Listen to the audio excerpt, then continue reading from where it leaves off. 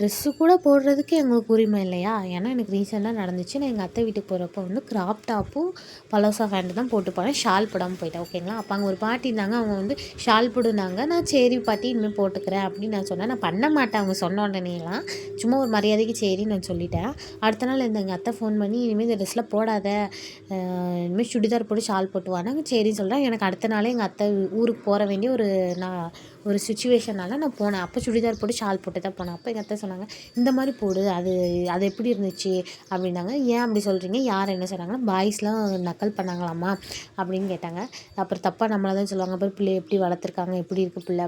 அப்போ நான் அவங்கக்கிட்ட கேட்டேன், அவங்க வளர்ப்பு சரியில்லை போல், அதனால தான் ஒரு பிள்ளைய தப்பாக பேசுகிற அளவுக்கு அவங்க அம்மா அப்பா வளர்த்துருக்காங்க. அப்போ என்னையும் நீங்கள் சொல்லக்கூடாது. அவங்க வீட்டில் போய் உன் மகன் இப்படி பேசுனா ஏன் உனக்கு நல்லா வளர்க்க தெரியாதான்னு நீங்கள் கேட்டிருக்கணும் அத்தை அப்படின்னு நான் சொன்னேன். அவங்க எதுவுமே பேசலை. எனக்கு புரியல, நான் தப்பாக பேசினேனா ரைட்டாக பேசினேன், பட் எனக்கு தோணுதை நான் பேசினேன்.